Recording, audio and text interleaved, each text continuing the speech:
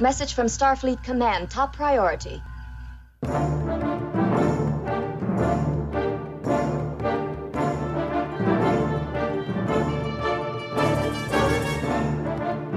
You are listening to the TrekRanks podcast, a member of the Tricorder Transmissions Podcast Network. This is episode 134, featuring the top 5 Spock episodes. Welcome, Star Trek fans. I am Jim Moorhouse. I am the host of the TrekRanks podcast, and tonight we have got a big one for you. It might just be the most logical episode of TrekRanks we've ever done. And it's about time. After 134 episodes, we are finally doing our top 5 Spock episodes. And we are timing this one alongside the launch of Star Trek Strange New Worlds, which is coming out right around the time you're hearing this. And this just feels like an appropriate topic for Strange New Worlds because we have got Spock, the first character, once Strange New Worlds starts, the first character to be featured as a series regular on 3 different live-action series. So that would be TOS, Discovery, because season 2 he was a regular, and now Strange New Worlds. It just seems like this is the right time to celebrate Spock, and we have the animated series too. So I guess that's 4 series, but live-action's 3. Anyway, okay, this is our 15th overall character episode on TrekRanks. And let's get into it now by introducing our 2 guests tonight, 2 TOS old school Trekkies, perfect for this topic. First up, returning for her 5th overall appearance. You're in the 5-time club now, Debbie. From the Florida Expanse, it's Debbie Moltisanti. Welcome back, Debbie. Hey, Jim. Glad to be here for my all-time favorite Trek character. Yes. I'm glad to celebrate Spock. I love that. Since you said that, I'm going to tell you he's my 3rd favorite because I do have my list up on TrekRanks of all the characters. So let's challenge Chris and find out what the number you think Spock is for him. It's our 2nd guest, returning favorite, making his 4th TrekRanks appearance. I like to call him Mr. Ataz, our favorite librarian from the North Carolina sector. It's Chris Burris. Welcome back, Chris. Thanks, Jim. It's good to be back with you again for this particular conversation. Spock is probably my number 1 favorite character, so I share that with Deborah. That's fantastic. He's right there for me. All right. This is going to be an awesome, awesome show. I'm so excited. I've already got goosebumps. Okay, TrekRanks, recalibration. Let's do this. What are you recalibrating? Everything. It's a sweeping, a recalibration of all systems. As regular listeners will know by now, general order number 1 of the TrekRanks charter is that we love Trek, and we love to rank Trek via some deep dive topics just to get the conversation started. And remember, it's not about the ranks. That's just our excuse to talk about Star Trek. Because as Mr. Spock, as Mr. Spock himself has said, our show is all about infinite diversity in infinite combinations, symbolizing the elements that create truth and beauty.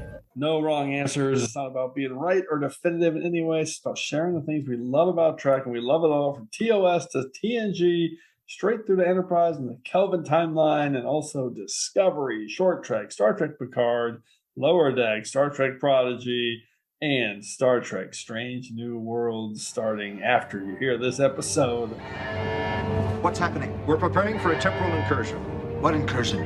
You didn't say anything. Oh, that's right. We also have a quick temporal incursion to tell you about. For those of you tracking our episodes, our episode previews at home, I do want to clarify that originally episode 134 was going to be our live episode from Mission Chicago, but life has gotten in the way these last few months, and I've been working on these Trek Core reviews, taking up a lot of time. And I wanted to make sure we stayed on schedule for this preview episode. So we are pushing that live episode back. That's going to be our top 5 sleazy locales. And that show will likely be episode number 136, which is going to come out in a couple of weeks. Black alert. Black alert. And a reminder that this episode of TrekRanks is current through 842 episodes of Star Trek, which currently translates through Hide and Seek, the 9th episode of Star Trek Picard's 2nd season. And one final reminder, we use episodes as a shorthand term, but the films are in play tonight. For sure, that is the case with Spock, who appeared in 9 of them. Yeah, 9 out of 13. Have boosted power to the communications bandwidth. We appreciate that, Mr. Kim. And you can find TrekRanks on Subspace at TrekRanks.com. You can contact me directly on Twitter at TrekRanks or at Enterprise Extra. And you can also call, leave us a message with your own picks at 609-512-LLAP. That's 609-512-5527. All right, Debbie and Chris, let everyone know how they can get a hold of you on Subspace. Debbie. Best way to get a hold of me is on Twitter at SilverDoe25. Awesome. And Chris, how about you?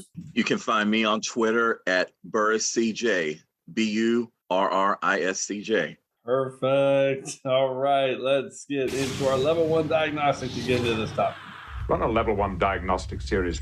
Come. So this is our 15th time we've done character deep dive. So yes, everybody hit your 30-second skip button because I am going to rattle off the 15 characters we've done for our TrekRanks character roll call. First, we did Kirk in our premiere episode. And then we also did Icheb, which was it was like a bonus of our WTF Moments episode. And elsewhere, we've done Data, Cisco, Kira, T'Pol, Neelix, Nog, Odo, Picard, Janeway, Crusher, Wesley, and Beverly, Dax, Esri, and Jadzia, and any other Dax that might be out there. And we did Q previously to preview Star Trek Picard. So now we're doing Spock to preview Strange New Worlds. And finally, as we do for all of our character episodes, we're going to ask everybody really quick, one word to describe this character. And we could all pick logical. I'm going to assume nobody picked logical, but who knows? So, Debbie, we're going to start with you. What's your one word to define Spock? My word is out there, Jim. I selected the word consigliere, even though Star Trek is not the mob. Oh, I like this. So what's the thinking behind it? The thinking behind it has to do a lot to do with my prime directive and how I narrowed down my picks. One of the things, Spock is always, he even says that he doesn't want to be captain. He likes being just there in that supportive role. And there are so many times that he has even just the little nudge of information or advice that helps to influence his captain to make a good decision. I like that a lot. He basically he's an advisor. That's what he does. He is. And I just didn't think the word advisor had enough oomph for Spock. So Brilliant. Okay, Chris, how about you? Okay, my word is a little bit more on the cliche side, but it's iconic. No such thing. Let's hear it. Well, is it iconic? Yes, it's iconic. Okay. The word is iconic.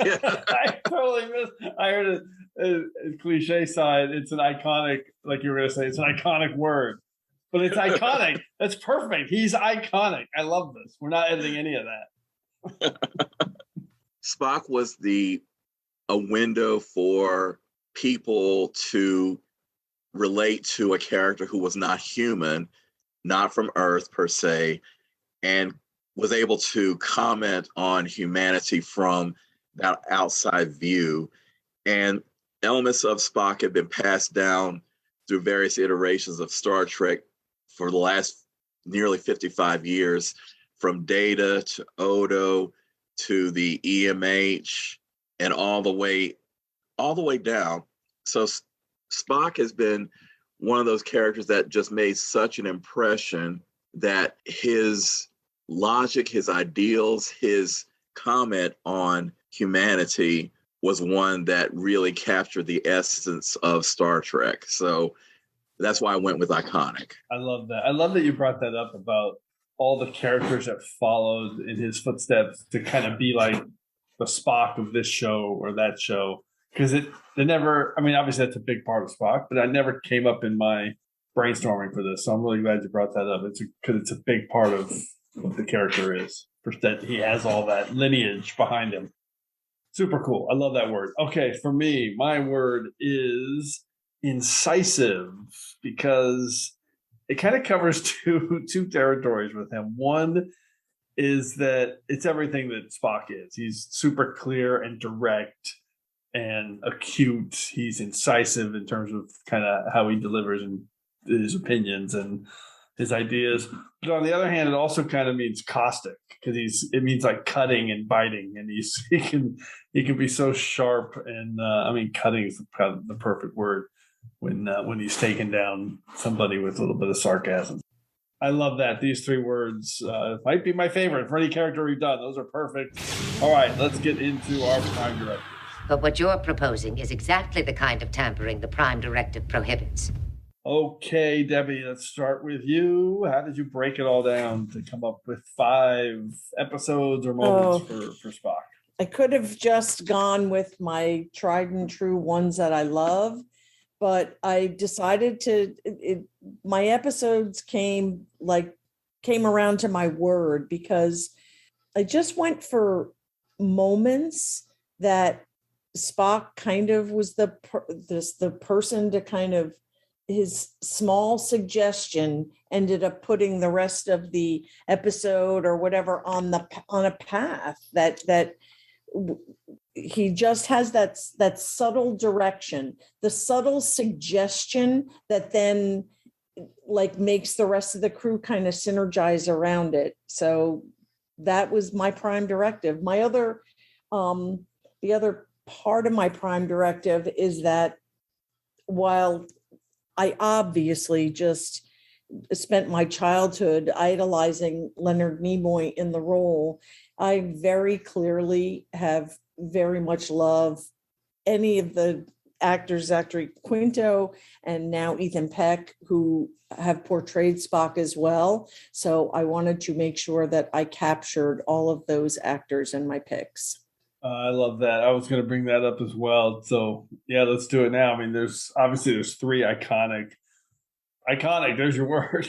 Yay! Chris. 3 iconic actors have played this role, and they've all just kind of, it's amazing. They've all made it their own, but they've also they all feel so connected as well. So Leonard Nimoy, obviously, and Zachary Quinto, hopefully we're going to see again at least one more time in the Kelvin universe. And of course, Ethan Peck, who we're about to see a lot of in Strange New Worlds. I love that. Okay, that's a great Prime Directive, Debbie. Chris, how about you? How did you break it down? Well, I also used my word as a touchstone, iconic. And it was difficult to just narrow it to 5, but I used the criteria of iconic to say that these were the moments that really shaped Spock's character and put his character into a different kind of caliber all to his own, because there was no one really like Spock on television before. And after Spock, there were so many elements that came back in such different ways that you could see the clear influence that Spock had on them. So that was what really drove my list. Okay, interesting. Yeah, that fits right. That fits with your word, iconic. That's perfect. All right, and for me, for these character episodes, I've kind of mixed it up. I've done it a lot of different ways. So sometimes I go super deep cut to get deep into a character, and sometimes I focus on the big moments and some of the obvious episodes for a character. So for this topic of Spock, who again is my 3rd all-time favorite character, I did something I don't normally do. I pretty much went with big moments, although every Spock moment's a big moment. Come on, Spock. I spread it around. I wanted to make sure I could have easily just stuck in TOS, and I probably would have if I hadn't forced myself out of the TOS comfort zone. So I really tried to come up with 5 distinctly different picks based on the series, the actors, and really cover all the ground on Spock. So that was the goal of my Prime Directive. All right. I think we're going to cover a lot of ground tonight, and we'll see. This is probably an episode where we'll have some duplicates. We'll see. All right, let's do this. First, Cadet introduce us to the new order of things.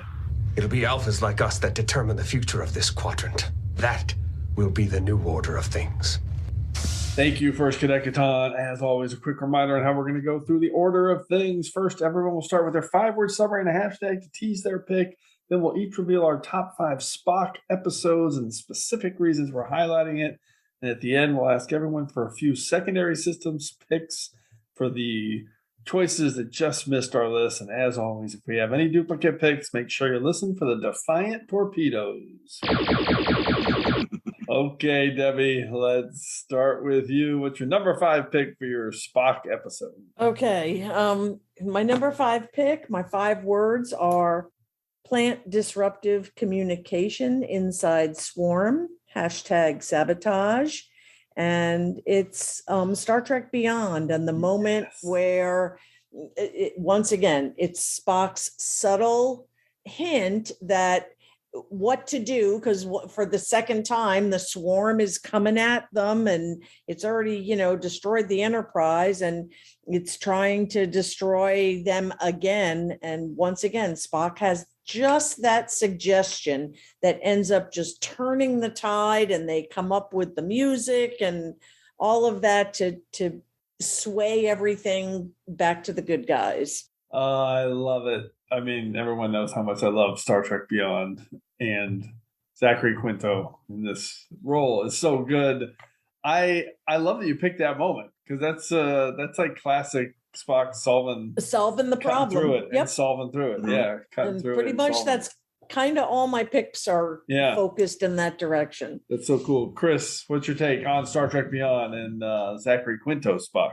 Zachary Quinto did such a good job as Spock.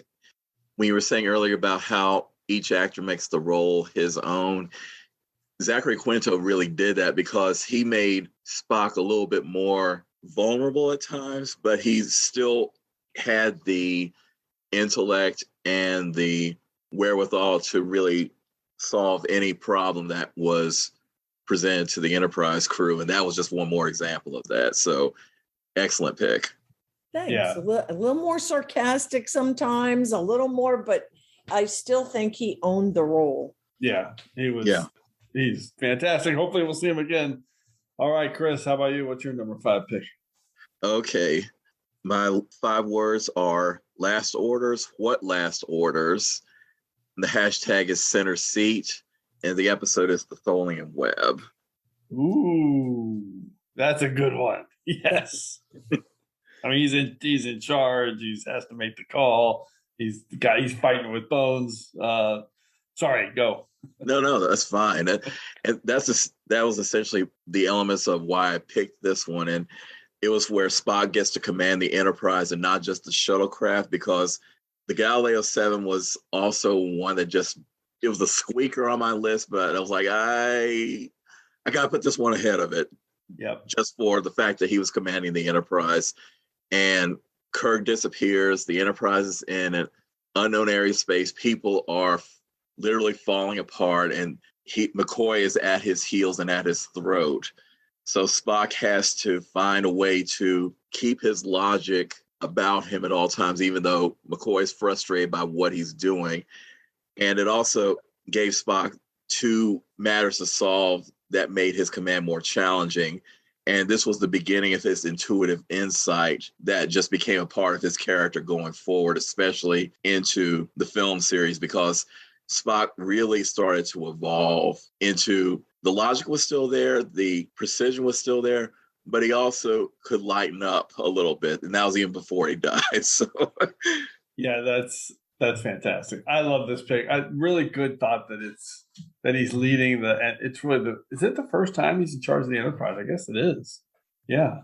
Because he obviously had the command of the Galileo 7, but yeah, I like that. Deb, what's your take on the Tholian Web? I love the part that I love about this is that we all knew all episode, like that's why Bones was all over him, that, the captain's gone and this, that, and the other thing. But that piece in the end, I think, to Kirk, that what last orders, that it gave Kirk that message that we never gave up on you. And I just love that part of it. Oh, what a great way to frame that. That's iconic, Chris. Amazing.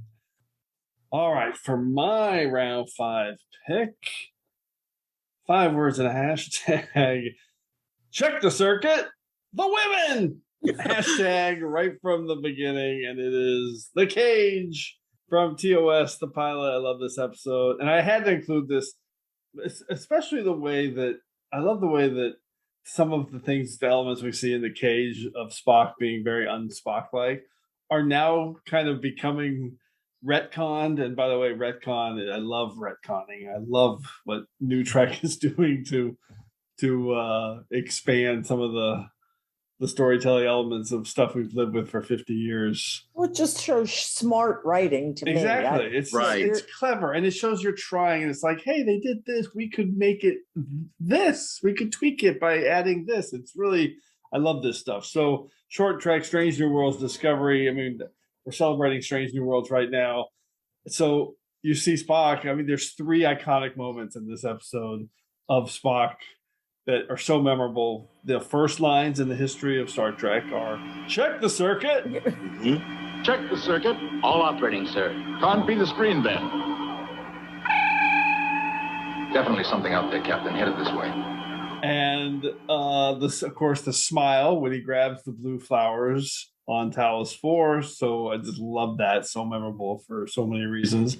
And then, of course, when they beam down and it's just the women beam down and he yells, the women!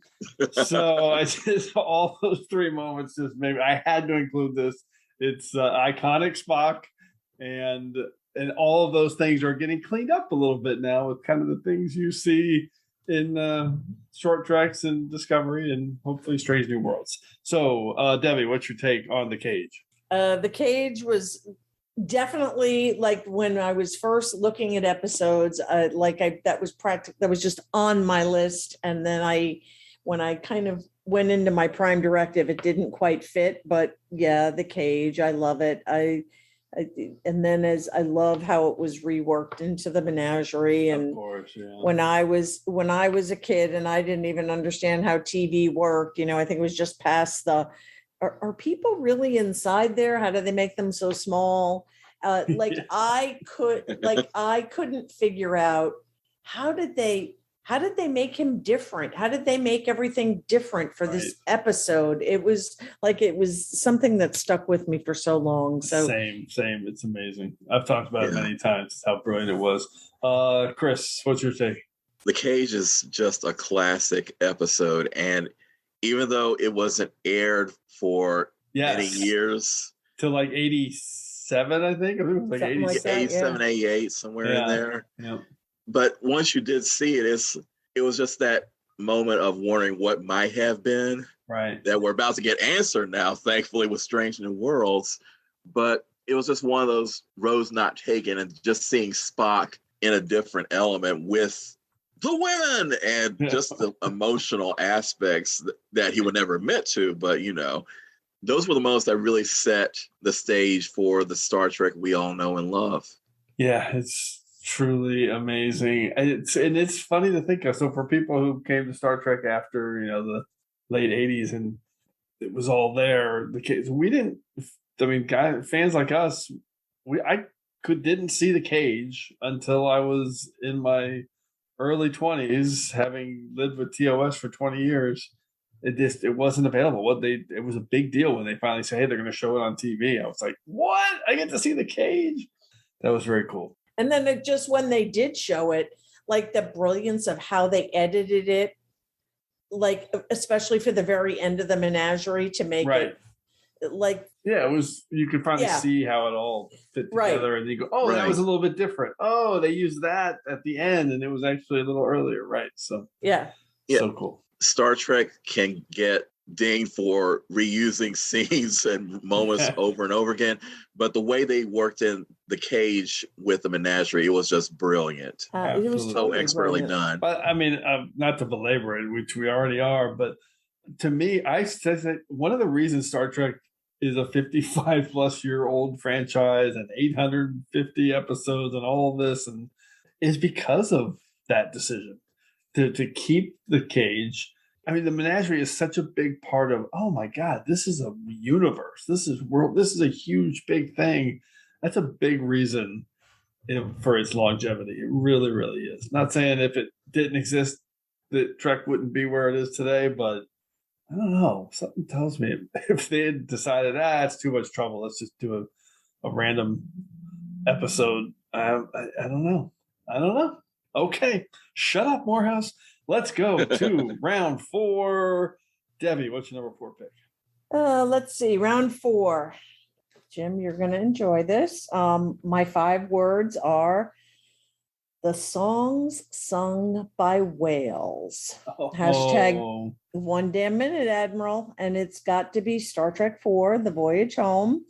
Once again, those moments on the ship when Spock is bantering with McCoy about what does it want to say, and Spock's like, it's your arrogance that makes it think that the message is meant for man. There are other forms of life, and he did say that the message was directed at Earth's oceans, and so that nudge to get the thinking going, and then Kirk, then Kirk can grab onto it and say, tell Uhura to mess with it. What would it sound like underwater and all that? But it's like then Spock hears it and knows exactly what it is, and that sets the whole course of the movie. Yeah, I love that. So this is that iconic moment when the arrogance that you think it's for man. That's just classic Spock.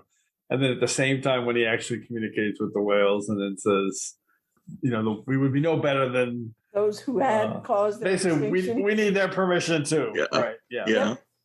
Chris, what's your take on The Voyage Home? This just missed my list. It just missed my list also, but it's still just seminal Spock. And even after they were able to find the whales and get them ready to move forward in time, Spock was the one who really made the trip back and forth in time possible. So they could not have done that without Spock. So I'll just leave it there. Yeah, I love that. Such a classic. Two movies so far for Debbie. Fantastic. Chris, what is your number 4 pick? Okay. My pick, the 5 words are, is there a logical reason? With the hashtag Pike finds happiness. And it's the Menagerie. Oh, there we go. Now we can be now we can really talk about it. Fantastic. So why did you pick the Menagerie? Well, the biggest reason is because it showed the lengths that Spock would go for his friends, right, and especially his former commanding officer, as we saw later in season 2 of Discovery, where Pike really came face to face with his reality of the reality of his future, and then looking back on that to the Menagerie, and just how Spock was willing to defy orders, defy the death penalty, the only death penalty on the books for Starfleet, just to save his captain and give him a more fulfilling life. It was just beautiful. The loyalty and logic made Spock confident in that mission. It was well planned. I mean, he had a tape for every scenario, which was great. And he especially didn't waver when the transmission from Talos 4 ended abruptly. Right. And he was just watching a blank screen. And he was just saying, please, let's just a moment. And then the Starbase commander Mendez. Yes, thank you. Commodore Mendez was just still trying to give him grief, although it wasn't Mendez at all, but just the antagonism that he was pouring on Spock, and he still managed to keep his head and stick to the mission. And even though there was that human element to the mission, it just didn't really waver. It just didn't. You couldn't throw Spock, and it was just a beautiful moment. That's so good. I love that. And this episode now, it's like the 8th episode of Star Trek.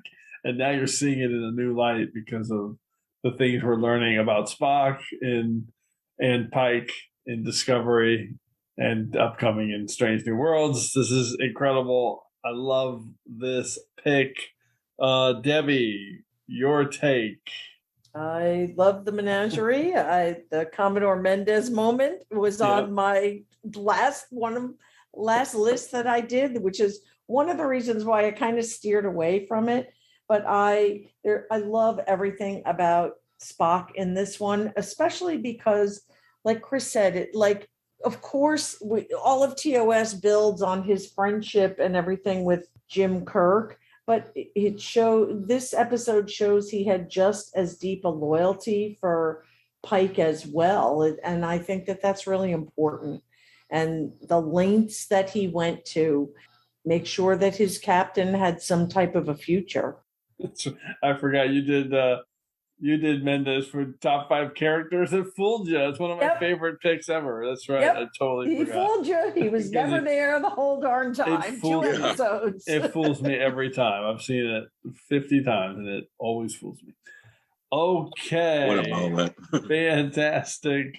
Let's go to my round 4 pick. So on my last pick, it was the introduction of Spock, Check the Circuit.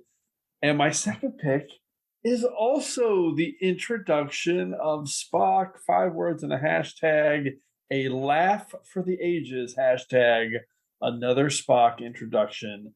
And this is Short Trek's Q&A with Spock singing and laughing. And I can't tell you guys how much I love this Short Trek with Spock and number 1, Una, again, Strange New Worlds. We're going to see these two in action. Seeing them stuck together in the turbo lift, it just, I can't even tell you. This episode makes me so happy. Every time I see it, I just laugh.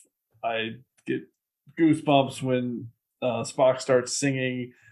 His laugh at the end of it is just infectious. I am the very model of a modern Major General.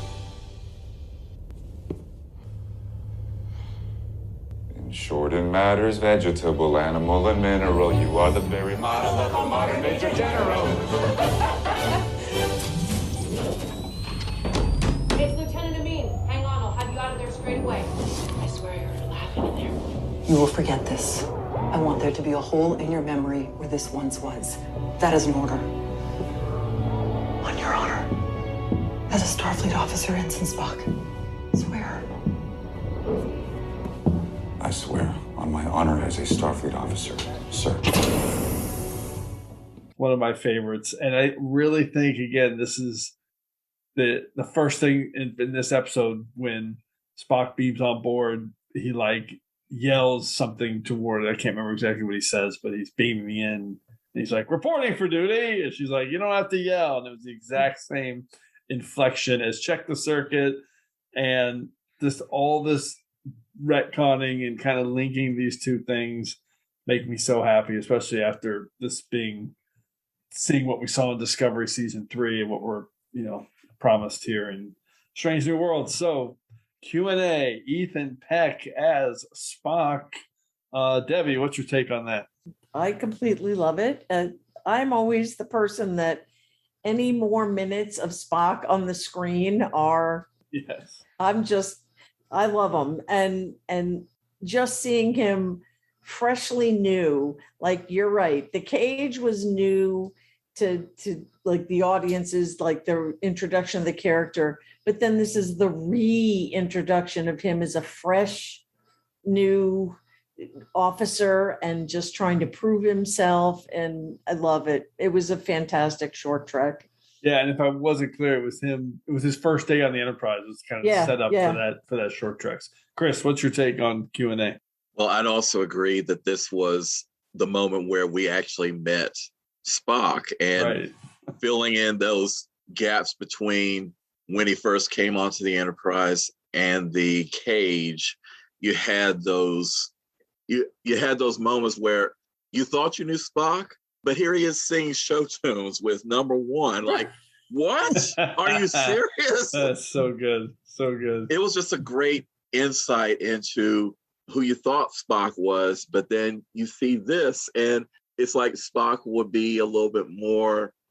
just became a little bit more relatable to us as not just the logical being, but he also knows so many other things too. And it was a great Short Trek. This was one that I hadn't even considered. So excellent pick. It jumped out at me. And not to be petty, but if you listen to TrekRanks, you kind of know where I stand on this. I love how much it pisses people off to hear the phrase Spock singing show tunes with number one in an episode of Star Trek, because I know that the haters hate that, and I love it. It's so great. Okay, soup round. Let's do it. Debbie, what's your soup round pick? And now, as I'm sure that somebody out there has said, it's time to pay for the soup. Oh, I came so close. In my original list, of course, the Plomeek was right there, but of course, I couldn't. I had to go. Once I went with my prime directive, I had to change gears. So my 5 words are the Chamber of the Ages, hashtag no kill I, and it's Devil in the Dark, TOS, season 1, episode 25. I know it's an iconic episode, iconic to Chris, but once again, it's Spock mind melding with this creature and figuring out, like, and it took time, like he had to, it wasn't quite like the Voyage Home where, like, what'd you learn from your mind meld? Oh, they're unhappy with the way their species has been treated. It, like, the way the words were coming and it, even though he was doing the mind meld, it was trying to get a sense of what the Horta was and what she wanted and what the silicone nodules and everything. But it was once again the turning point for the episode to figure out the solution. And there's Spock saving the day again. This was one of my toughest cuts. This is my favorite TOS episode, and the Chamber of the Ages, the Vault of Tomorrow. Oh my God! All those. The writing is just iconic. We're gonna keep using it. We're just gonna keep using it, Chris. I'm so glad you picked that word. Chris, what's your take on the Devil in the Dark? So good.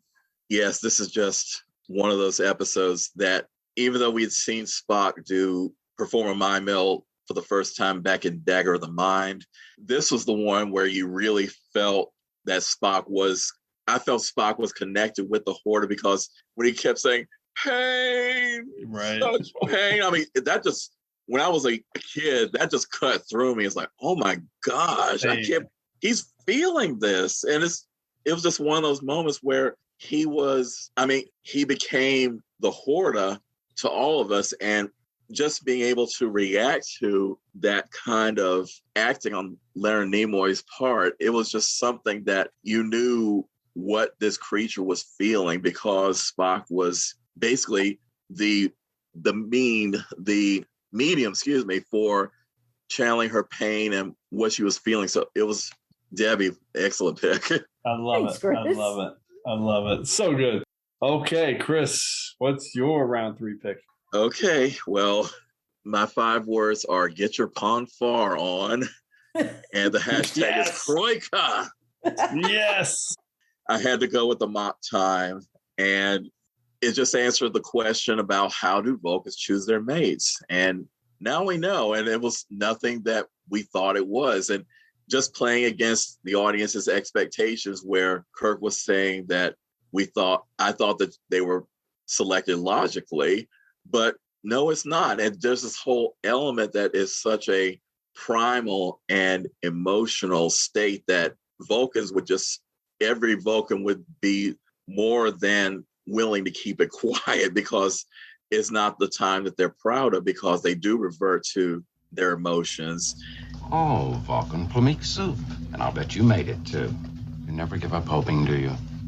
Well, Mr. Spock hasn't been eating, Doctor, and I just happened to notice. It's all right. Carry on, Miss Chapel. Bones, I'm a busy man. Jim, when I suggested to Spock that it was time for his routine checkup, your logical, unemotional first officer turned to me and said, "You will cease to pry into my personal matters, Doctor, or I shall certainly break your neck." Spock said that? What is this? Prying. If I want anything from you, I'll ask for it. Captain, I should like to request a leave of absence on my home planet. On our present course, you can divert to Vulcan with a loss of but 2.8 light days. What the devil is this all about? I have made my request, Captain. All I require from you is that you answer it, yes or no.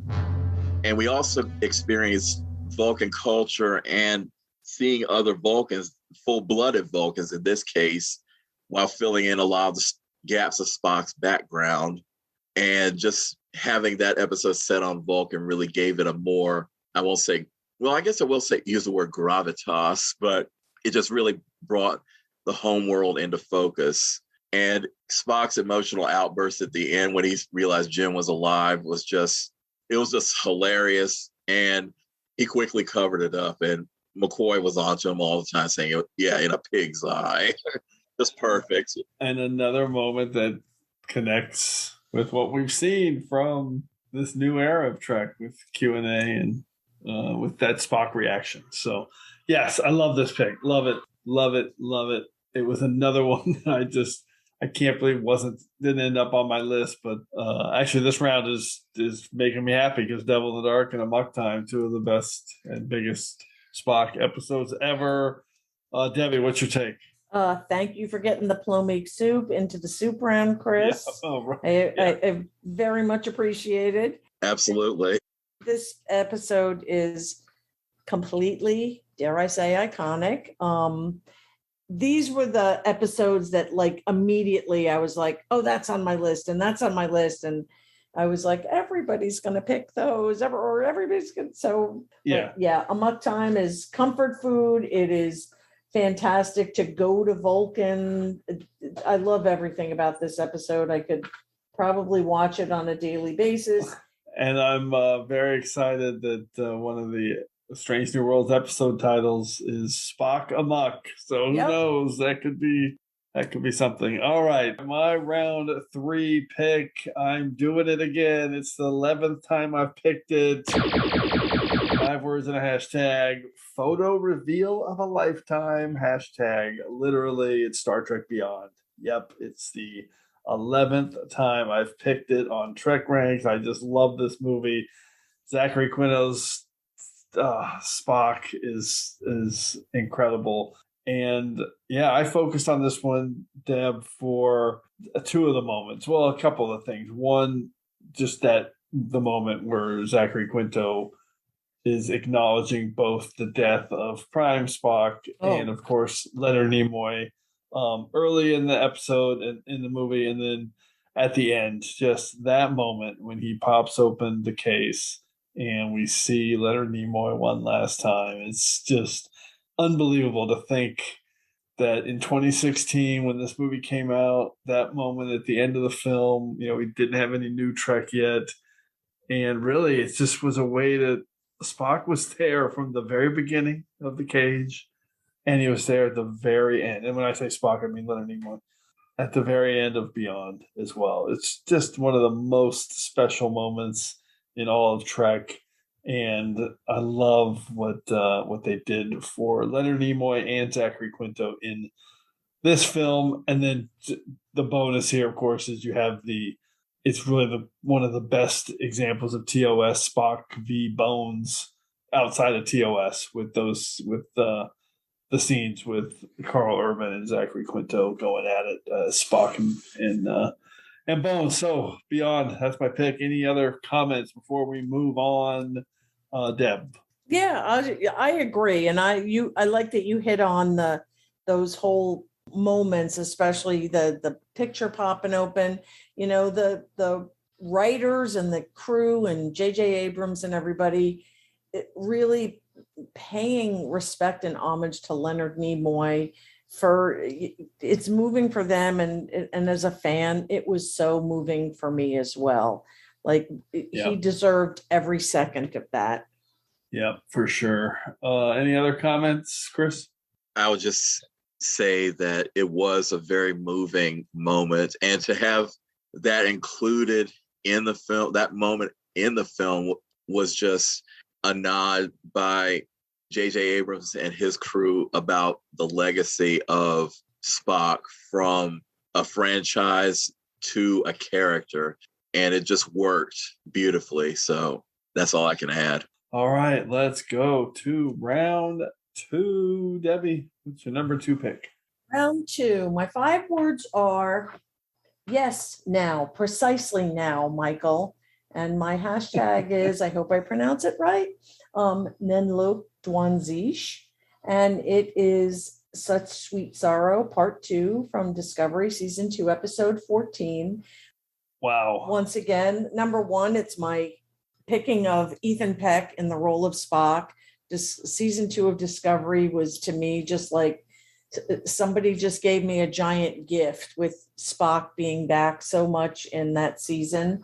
And exactly the same type of thing. It wasn't Kirk, it wasn't Captain, but there was Michael, like, we've done all this and now, why won't it work? And I can't. And he comes up with it that, the Baul ships came, and in that split second, he put it all together of, why did they come? They came because you did that. You've got to go back and set all these signals so we can move forward from here, and you can move forward. And the moment between Spock and Michael and him telling her that he loved her and Vulcan, I just, Your 5 words is so great. Yes, now, precisely now. Oh, it's so good.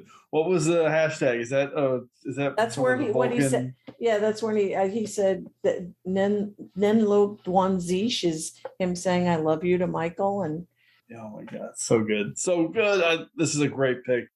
The two of them together, all that whole exchange at the end, her imploring him to seek out someone, like a Kirk. I mean, the whole thing is absolutely phenomenal. It's so well written. It's got so much emotion. Totally. I love Discovery Season 2. Such Sweet Sorrow Part 2. Brilliant. Chris, what's your take? Well, this just missed my list too. I had thought about it and I was like, I gotta put something else here, but it's definitely part of my honorable mentions. And just for that reason of Michael and Spock having that conversation, and not just as officers, but as brother and sister. And that just, I know that a lot of people, well, some of the haters of Discovery were really griping about Spock having a secret sister and everything, blah, blah, blah. But it just brought home how much they had grown from strangers to somewhat friends, to a brother and sister, with that last conversation between the two, and hearing Spock tell Michael, I love you. That just, I got a little misty. So it was a wonderful moment. Yeah, incredible. I love this pick, and I can't wait to get to my pick, but let's get to yours first. Chris, what's your round 2 pick? Okay, round 2, the 5 words are Kirk loses part of himself, the hashtag death takes a Vulcan, and it's Star Trek II, The Wrath of Khan. Yes, I'm so glad you guys are picking all the ones that I couldn't pick. So this is fantastic.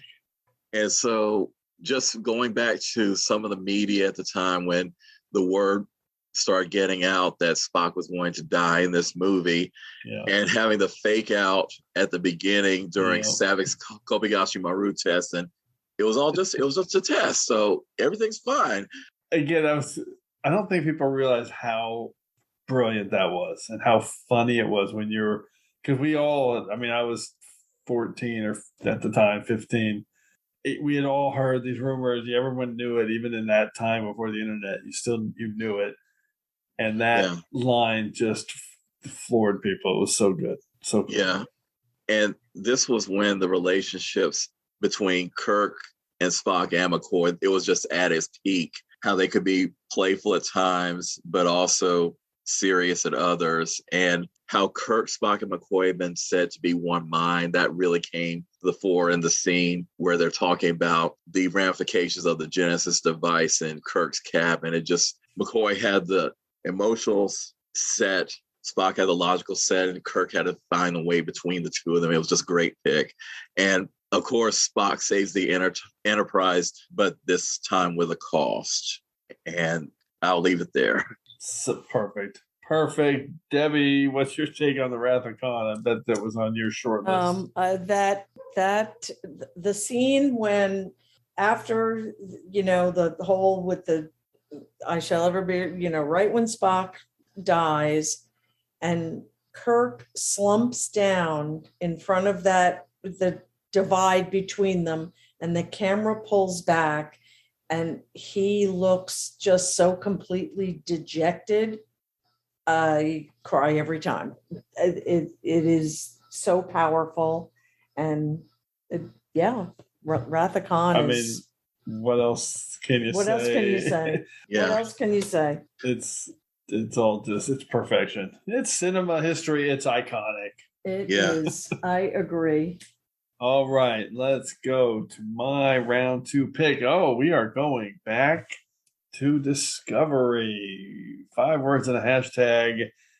He wanted to explore humanity. Hashtag heartbreaking reveal. And it is this moment. It's If Memory Serves from Discovery Season 2. And the power of this scene between Burnham and Spock as young kids when they have their falling out, for lack of a better term, it just kills me. It floors me. I can't get through it without getting super emotional. I remember hearing people at the time saying, they don't feel like that was a big enough reveal based on kind of, the setup. That was obviously the big setup for the first half of the season. Like, what's their falling out? And I just don't get that, because the reveal that Spock wanted to be more human as a kid and wanted to go to Earth and thought that Michael would be his guide through that was just heartbreaking. It absolutely killed me. It's for her to deny, him that in her rebuff was just absolutely massive. I don't want you with me. Don't you understand that? You are my sister. You are helping the human part of me learn to express. The human part of you is so small it won't make a difference in your life. Why can't you get it through your head? I don't want a freak like you as a brother. I love you. Love? You're not capable of love. I am. No, you are not. You are Vulcan. And you will always be cold and distant, like a moon somewhere. You're not worth my effort. But you promised you would teach me the ways of Earth. That maybe we could live there one day. Don't you get it? I don't want you in my life. Stop following me. You weird little half-breed. It really adds so much depth and explains so much to Spock and his character and his battle with emotions and his battle with his human side for his lifetime. That, that line when he says, "You are going to take me to Earth and show me what it was like, to connect to my humanity." Oh my God, that writing absolutely kills me. And the performances, incredible from the 2 young actors, and then the cutting in between the elder, obviously Sonequa and Ethan Peck, absolutely just incredible. It is another perfect retcon that just reverberates through the Spock character, and I love it. Debbie, what's your take on If Memory Serves? Yeah, my take, you just took the words right out of my mouth, Jim. The masterful when it started with the kids and then cutting to the adult Spock and the adult Michael saying the words, like that made the scene probably 10 times more powerful. Yeah. And even it ends up with Spock and he's got the tear, the adult Spock. It's I agree. It was totally brilliant. I loved it. Can't say anything more. Yeah, the cutting back between the two is amazing. Chris, what's your take on If Memory Serves? I agree wholeheartedly, especially with the young actors portraying Spock and Michael, because they really managed to sell that relationship. And it just made the moments between the adult Spock and Burnham that much more powerful, because you had that sense that, yes, these were the same characters as they were kids, right? But now they've grown up and they have so much more, and it just all flowed together, and it was excellent. It was just so well done. Yeah, it's perfect. Okay. Begin round 1. Let's go to round 1. I am excited about my round 1 pick, and your guys's as well. Debbie, what's your number one pick? I have no idea where you're going to go. Well, you kind of need to fire up the torpedoes on this one. My 5 words are pattern indicates 2-dimensional thinking and hashtag Z minus 10,000 meters. How did I know that was going to be the hashtag? I love it.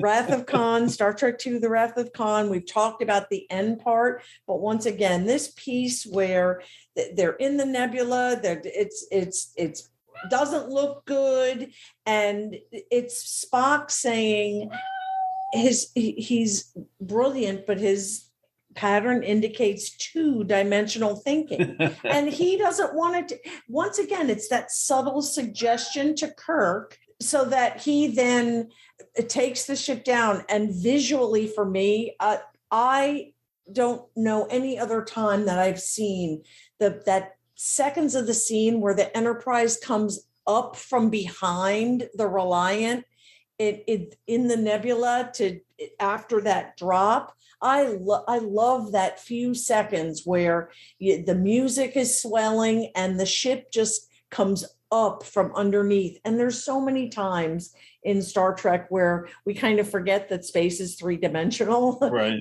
and this scene like really captures it, and I just love it. Sporadic energy readings, port side aft. Could be an impulse turn. He won't break off now. He followed me this far, he'll be back. But from where? He's intelligent, but not experienced. His pattern indicates 2-dimensional thinking. Full stop. Full stop, sir. Z minus 10,000 meters. Stand by photon torpedoes. Spock is just so content to putting things together and making that subtle suggestion, but he doesn't have to wave the flag and I'm the one who did it. He just makes enough of the suggestion that Kirk or whoever is able to pick up on it and go for the gold, so to speak. It's incredible that you're picking the Z-axis scene. I love that scene. For Spock. I love it. It's so good. I don't think of it as a Spock moment, but it really is. And the way you just broke it down, it's incredible. He's the one that kind of opens it up for everybody. Oh my God. And that's just as good as it gets in terms of and it's Wrath of Khan filmmaking. And we got to talk about it again. Oh yeah.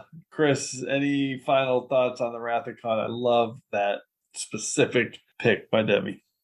Yes, it was on my list, but I will add just one more tidbit when you were saying, Debbie, about how Spock gave that statement / suggestion about 2-dimensional thinking, but also when Kirk and Spock had the communication while Kirk was underground in the Genesis planet, and Spock says, if we were to go by the book, and again, just giving a hint about what if our communications are being monitored. So I'm going to say this in a way that hopefully Khan won't pick it up. And it was another brilliant moment. Then when they returned the Enterprise, Savick says, you lied. I exaggerated.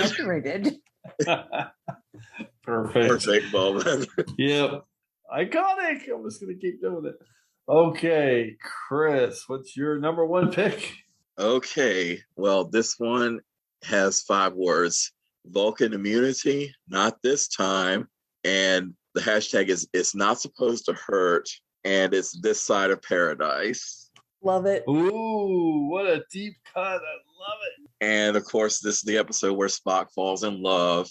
And you get to see the fun side of Spock. Man. He did have a fun side, and just seeing that he could climb trees and hang upside down and just, carry on. Like he didn't have a care in the world. He was just really glad to be with his lady. It was a beautiful planet. I could kick my heels up literally and hang upside down. And just so many moments of Star Trek have been parodied over the years, but that was one moment that Mystery Science Theater parodied in one episode. And I remember watching that for the first time. I was like, oh my gosh, that's this side of paradise, the Daryl Ireland episode. I was just freaking out. I love this deep cut pick. I can't even. I mean, I never thought of this one. I never would have kind of gone there for his relationship with Layla Kalami. And as I'm sitting here listening to you, my mind's just like spinning. Like, are we going to see Layla Kalami in Strange New Worlds? Who knows? It's possible. It's possible. Right. Oh my she God. came from somewhere, right? They knew each other before, so anything's possible. And I'll just add, I just want to add one more thing. And the last line is one of the best endings to a Star Trek episode ever. And I have nothing to add except for the first time in my life I was happy. Oh God! That just makes gosh, that makes me. I'm tearing up right now just thinking about that. It's so hard. It's so good. This is a great episode. It doesn't come up a lot on Trek Ranks. Actually, let's do a quick search. Let's see if it has ever come up on Trek Ranks.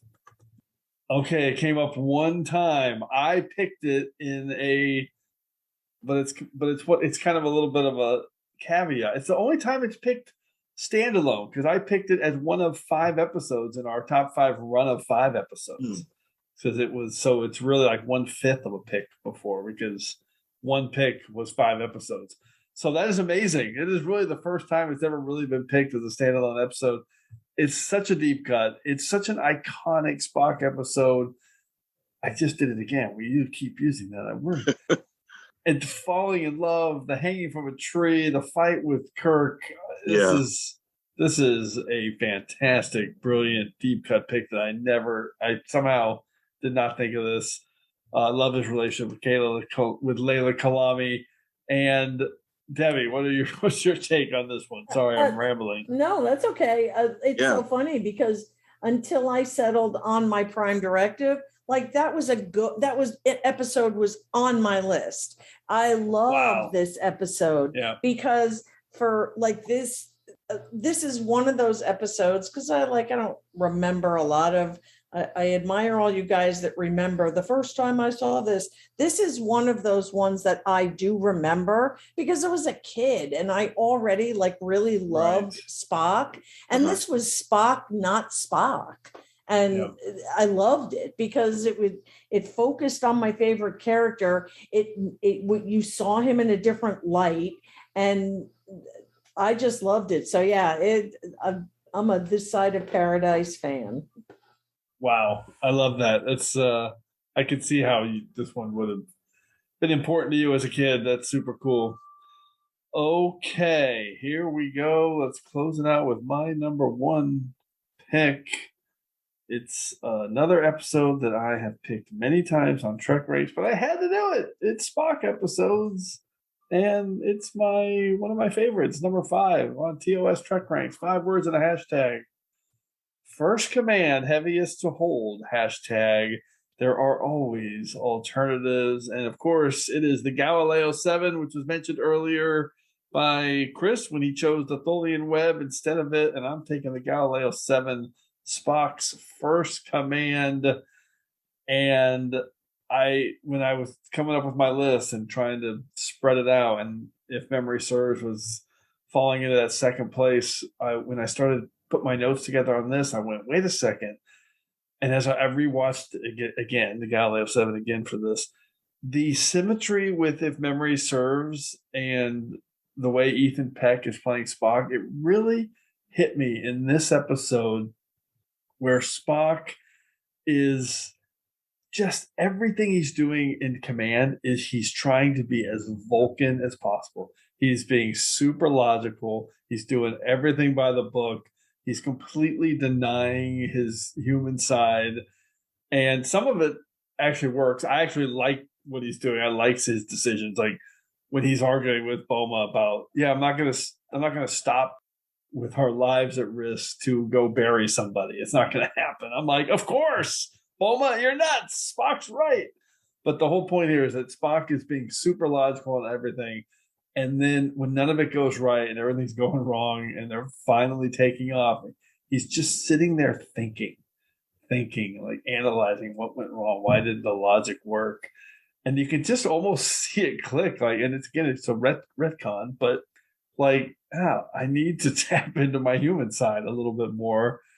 And I am half human, and that's what got him out of it, by dropping the fuel and igniting it as a torch and getting beamed out. Just absolutely classic Star Trek for me. Again, top 5 episode. For me, Chris, what is your take on the Galileo 7? Well, it was, like I said, it had narrowly missed my list, but just for those reasons that you had stated about Spock finally taking a hint from his human side about what can be done to resolve this situation. Galileo to Enterprise. Come in, please. Taking that gamble of jettisoning the fuel at the end was very un-Spock-like, but it made the difference, and it saved the remaining survivors from the Galileo at the same time. Mr. Spock.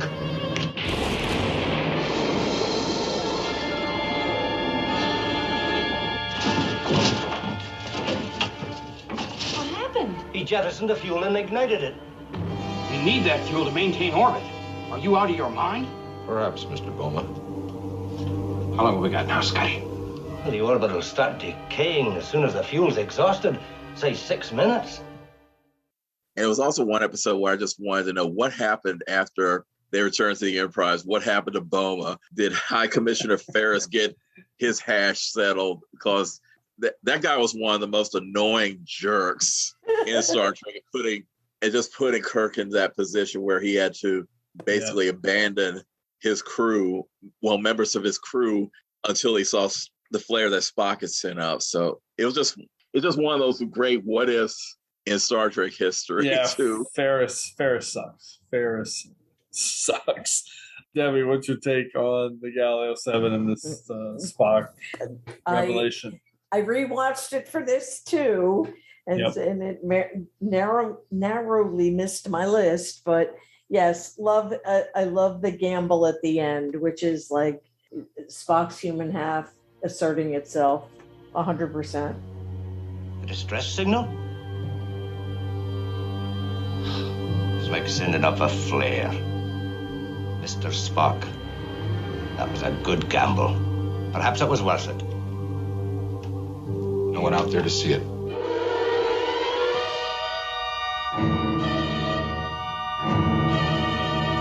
Orbit decaying, Mr. Spock. 10 seconds to atmosphere. Maybe the last action you'll ever take, Mr. Spock. It's all you. Totally illogical. There was no chance. That's exactly what I mean.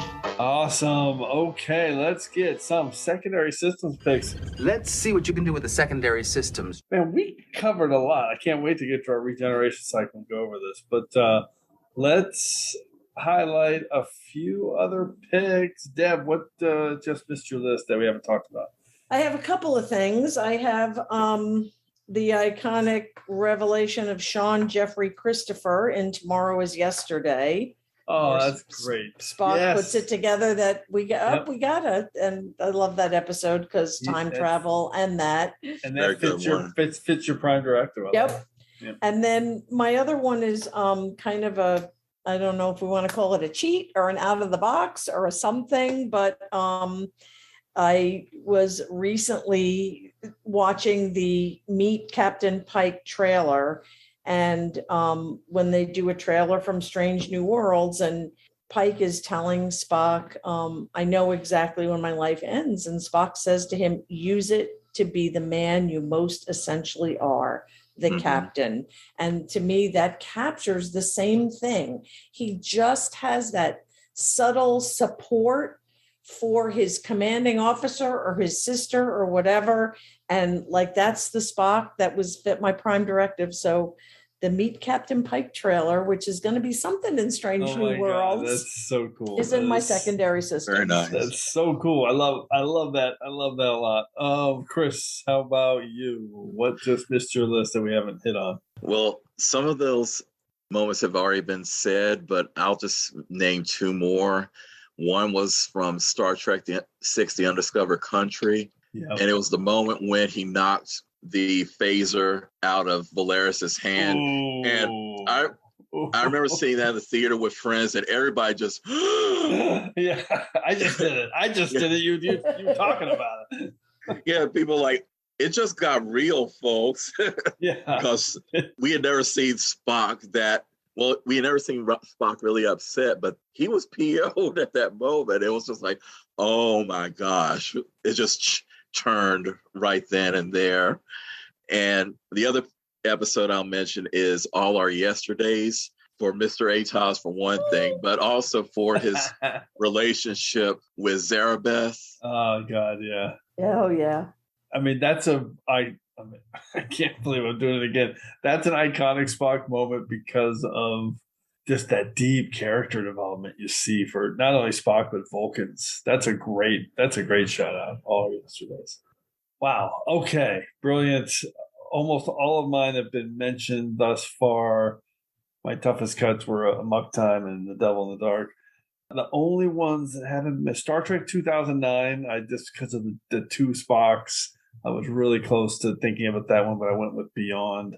Oh, yeah. And then I got to give, so I was going to say another secondary systems is Unification from TNG, which is I was just, trying to put that in mind. Yeah, incredible. Just the thought of Spock coming back to TV and TNG and Trek was truly special. And then special shout out to just that quick moment in Discovery Season 3 in Unification 3 when Burnham takes a moment to look up what Spock did with his life and got to see that. Oh, so that's good. Awesome. That's awesome. That was very good. That was really special. So that's my shout out. Okay. Fantastic topic. We knew it would be. Let's get into our regeneration cycle because I got some stats I want to relay. And we'll recap our picks. Computer, activate regeneration cycle. Alcoves beta and gamma. All right, Debbie, recap your picks really quick. Let's see. At number 5, I had Star Trek Beyond. Highlighting the moment that Spock suggests to plant something disruptive inside the swarm. Number 4 was Star Trek IV, The Voyage Home, as Spock realizes that the probe's message is the song sung by whales. Number 3 was Devil in the Dark, where Spock is mind melding with the Horta and realizes who and what she is. My number 2 pick was Such Sweet Sorrow Part 2, Discovery, when Spock put the moment that Spock puts together that Michael has to be the one to go back and set all the signals that they've seen all season long. And my number 1 pick was Star Trek II, The Wrath of Khan, the moment that Spock realizes that Khan's thinking is two-dimensional, and it helps turn the tide of that battle in the nebula. Incredible list. So you had 3 from TOS, 1 from the Kelvin Timeline, 1 from Discovery. You had 3 Nimoys, 1 Peck, 1 Quinto, and amazingly, you had 8 hours of Trek in your 5 picks because you had 3 movies. But I'm most impressed at your restraint for not picking Such Sweet Sorrow as a combined, because then you would have had 9 hours, but you actually said part 2. So, and that I usually just go for the 2-parters. Yeah. All right, beautiful. Chris, recap your picks. Okay, my number 5 pick was the Tholium Web, where Spock is in command and is facing 2 of the biggest difficulties in command that one could possibly face. Number 4 was the Menagerie, and that was where Spock managed to give Pike a happy ending and went to great lengths to do it. Number 3 was Amok Time because of Ponfar and everything that came with it. Number 2 was Star Trek II, The Wrath of Khan, where Spock's death just left a void in Kirk's person, whether it's his soul or just as an individual being. And number 1 was This Side of Paradise, where Spock falls in love, albeit under the influence, and it just has one of the best endings for any Star Trek episode ever. Amazing. That's such an awesome deep cut number 1 pick. And so yours was simply at 5 from TOS. I love that. 5 Nimoy picks. I'm really glad. I'm glad you did that because that's worthy. No one's more worthy of that kind of recognition. Okay, my quick recap was Leonard Nimoy as Spock in The Cage. TOS, our introduction to the character. My number 4 was Short Trek's Q&A, Ethan Peck as Spock when we actually see his first day on the Enterprise. Round 3 was Star Trek Beyond, the Kelvin Timeline, Zachary Quinto, and the tribute to Leonard Nimoy. Number 2, If Memory Serves, from Discovery, Ethan Peck and the reveal of the trauma he faced between him and Burnham. And number 1, the Galileo 7 from TOS, Leonard Nimoy, one of my all-time favorites. So I had only two from TOS, which I kind of, again, forced myself to do. And then 1 each from the Kelvin Timeline, Discovery, and Short Treks. Okay, let's recap our some of these stats. We had 2 duplicates. We had 5 films selected. And then the breakdown for the actors was 10 from Nimoy. And the battle between Peck and Quinto for second place was Ethan Peck with 3 and Zachary Quinto with 2. And the series breakdown for the 5 different series, if you include Kelvin, was TNG had 0, Short Treks had 1, the Kelvin Timeline and Discovery had 2 each, and then TOS had 10. And overall, we had 5 films picked. So, yeah, lots of stats. We really did a great job spreading around all the big heavy hitters. We had The Devil in the Dark, Amok Time, The Wrath of Khan, the Galileo 7. Yeah, Voyage Home. We covered it all. I love this. All right, and as we do every week, we have been hit by a temporal distortion. So before we get the part, it's time to hear from you. The temporal distortions are fracturing space-time throughout the ship. Cause? Unknown. Oh, we know the cause, Mr. Tuvok. All the amazing feedback that we continue to receive from our listeners here at TrekRanks. And this week's temporal distortion has sent us back to the top 5 episodes that feel like TOS, which is perfect for this Spock episode. That was episode 98. And we got a voicemail in from Nathan Royster, who is at Nathan_Royster, ROYSTER.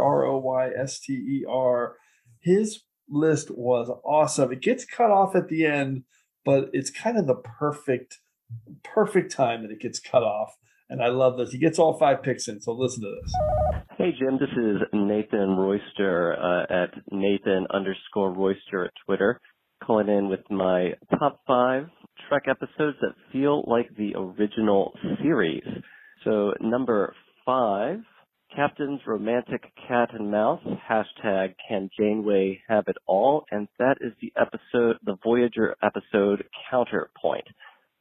Feels like it captures a lot of the TOS drama of Kirk having romantic dalliance with someone that probably is not good, probably is the antagonist, things such as Conscious of the King, Enterprise incident, and just realizing that after a while, that plays into that tradition. My number 4 episode is Barclay's Brain in a Computer, hashtag Floating Heads. That is the TNG episode, The Nth Degree. Crew members getting superhuman powers, getting plugged into a computer, a floating head talking to the bridge crew, as well as just that whole set where Barclay gets himself plugged in to the computer. It just really pushes a lot of buttons for the original series. My number 3 is Colorful Sets, Captain Outwits Computer, hashtag I'm Scared, I Know, and that's the Voyager episode The Thaw. Just the use of colors throughout the entire episode is just really catches the eye, and the as I said, just the resolution of Janeway outwitting the computer at the end, which Kirk did countless times. My number 2, 5 words, Female Crewman Beguiled by Seduction, hashtag Planet Ireland. That is the TNG episode Sub Rosa. We often in the original series have planets based on some random Earth culture. We have several episodes where a female crew member is seduced and beguiled, such as Where No Man Has Gone Before, Who Mourns for Adonai, Space Seed, and What Are Little Girls Made Of? And this one is silly and absurd in all the best ways of the original series tradition. And finally, my number one episode, 5 words, Sexy Powers Drive Crew Mad, # Orion Girls. That is the Enterprise Season 4 episode, Bound. We have weird Orientalism, bare midriffs, a crew losing control. It's the naked time. It's like the naked time. It's like Wolf in the Fold. All right, incredible list from Nathan. Like I said, it got cut off at the end, but I love that it got cut off right after his number one pick is Bound from Enterprise as an episode that feels like TOS, which is the crew losing control, and it's just a perfect pick. And as he was talking about it, he mentions Wolf in the Fold and then literally gets cut off. Absolutely could not be more poignant, because those 2 episodes are not good ones, but there's no doubt that Bound feels like a TOS episode. Fantastic list from Nathan.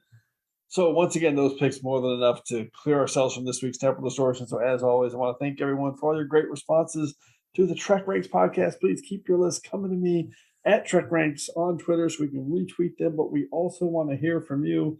So put together your own list of top 5 Spock episodes or a list from any of our past shows. Give us a call at the Tricorder Transmissions at 609-512-5527. That's 609-512-LLAP. Hopefully we'll hear from you so you can be featured on the next episode of TrekRanks and on the next episode of TrekRanks. It seems like we're doing a season recap every few weeks these days with all the new Trek we're getting. And next up is the top 5 Picard Season 2 moments. I have loved this season. I love it. It seems like it's kind of split in the fandom, but I love it. So Debbie and Chris, if you guys had to choose one big moment or episode or something from Picard Season 2 right now, it's popping into your head, what would it be, Debbie? I knew you were going to say me first. Let's see. The episodes are so dense and heavy. They are. And I'm just going to go recent because that's kind of the way I go. Picard referring back to, I just want to picture myself sitting down and having tea with her. In reference to his mother was just, once again, this idea of the haters who say it's cheap. These are writers who care and who've paid such close attention to detail. You know, they're like, duh, we know that you saw the old mother way back when and we're, quote, changing things, but we're not just ignoring what was. We are finding a way to gracefully bring it in. And I just thought it was beautiful. So that moment from episode 9, Hide and Seek, is brilliant. And what you said about these are writers who are not only paying attention, they're paying tribute. Right. And what a moment that was. What a moment. 100%. So 100%. So good. Chris, how about you? What's a quick one off the top of your head? What comes to mind is Talon revealing herself as a member of the supervisors or whatever they're called. We don't know what they are, right? Yes. One of Gary Seven's people. And that, when I heard that, my mind just I cannot believe we got this coming back. Over 50 years later, they're going back to that moment in one TOS episode that probably no one else remembers except for the fans. And they pay tribute to it by bringing it forward. And it all makes sense. And it's so good. Wow. It was just amazing. And I was on my couch screaming quietly because of what had just happened. But I had a fan moment with that happened. I love that. So I had the same reaction, Chris, just like floored. But then I started thinking about it. It's amazing because they did it and they showed it. And I love the when they showed the vault, her walking out of the vault with the I was the smoke. I was like, what? This is just like Assignment Earth. But the crazy, you just couldn't believe it. Yeah, but the crazy thing for me is that they used it, they showed it, it fits, it's awesome. But as I was thinking about it, I was like, we still don't know anything about this people. We don't know anything more than we knew in Assignment Earth. She's just as mysterious. She's like, I'm here, I'm observing. That's kind of what we do. We're supervisors. Yeah. It's there's still this whole mystery out there of what they actually do, which isn't the point, and we're not going to learn that, at least not right now. But it's funny that they bring it back, but they just kind of, it's the exact same layer as you got in Assignment Earth. I love it. I love it. So good. Editor's note: if you've seen the final episode of Picard, now we know. Love this season. I can't say it enough. My other thing was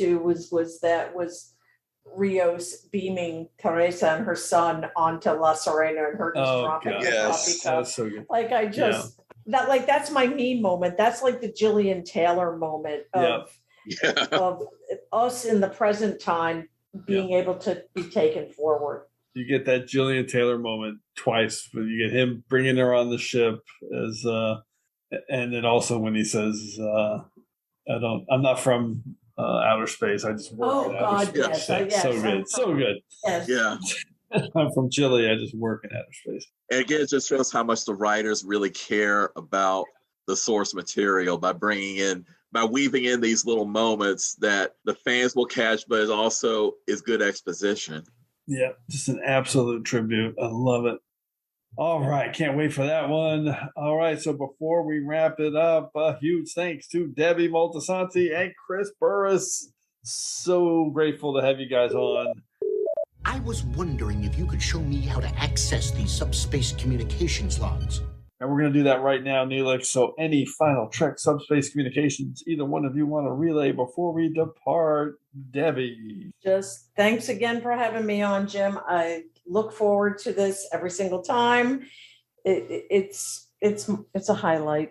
I appreciate that. And Chris, thanks for coming back on, man.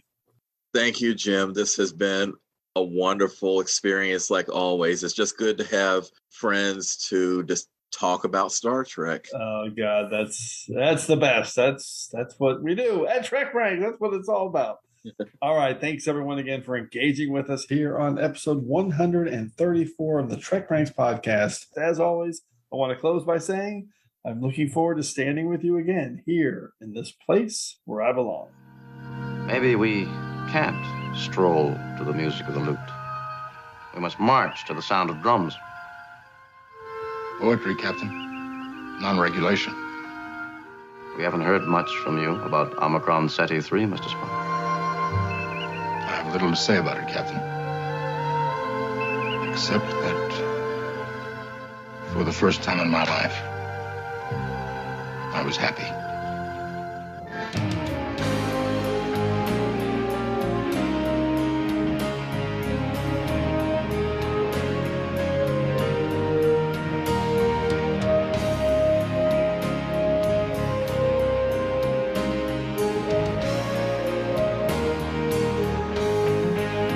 Just want to remind everyone again that the entire TrekRanks catalog is available for you to download and listen to at TrekRanks.com and on your podcast player of choice. Our episodes never get carbon dated, so check out the topics you've missed and maybe just want to listen to again over at TrekRanks.com. And a reminder to check out our friends 5-Year Mission at 5yearmission.net. They're writing a song for every episode of Star Trek, and you won't believe how great their music is. They also have a podcast at the Trek Geeks Network, so seek them out. You won't regret it.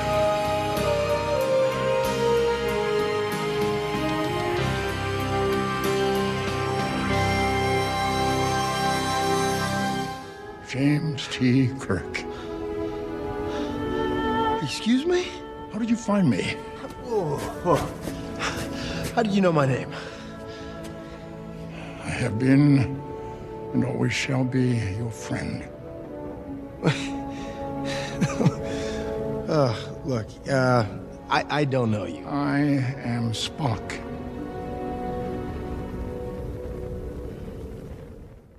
Bullshit.